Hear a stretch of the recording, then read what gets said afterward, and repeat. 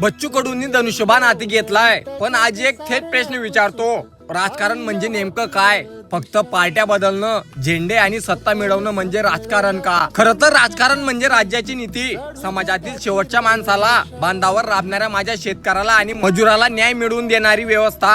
सत्तेचा वापर करून लोकांचे अश्रू पुसणं, त्यांच्या घामाला दाम देणं, हे खरं राजकारण. पण दुर्दैवाने आजकाल फक्त आमदारांच्या आकड्यांना आणि खुर्चींच्या साठेमारीलाच आपण राजकारण समजायला लागलो. हा सगळा सत्तेचा खेळ बघून सामान्य माणूस आता वैतागलाय. आता बच्चू कडू यांचं म्हणणं आहे की सत्तेत राहून मजुरांचे आणि कष्टकऱ्यांचे प्रश्न लवकर सुटतात. मित्रांनो, बच्चू कडू म्हणजे असा चेहरा ज्यांनी नेहमी व्यवस्थेवर प्रहार केलाय, आणि जर खरोखरच त्यांच्या या निर्णयामुळे शेतकऱ्यांच्या मालाला योग्य हमीभाव मिळणार असेल, अवकाळीने झालेल्या नुकसानीची भरपाई थेट खात्यात येणार असेल आणि शेतकऱ्याच्या घरात सुखाचे 2 घास जाणार असतील, तर महाराष्ट्र हे राजकीय स्थित्यंतर आनंदाने सहन करायला तयार आहे. शेवटी खुर्ची कुणाचीही असो, राज्य शेतकऱ्यांचं आणि कष्टकऱ्यांचं चाललं पाहिजे. तुम्हाला काय वाटतं? हा धनुष्यबाण सामान्य माणसाचे प्रश्न सोडवेल की हे फक्त एक राजकीय समीकरण आहे? तुमची परखड मतं कमेंट मध्ये नक्की सांगा.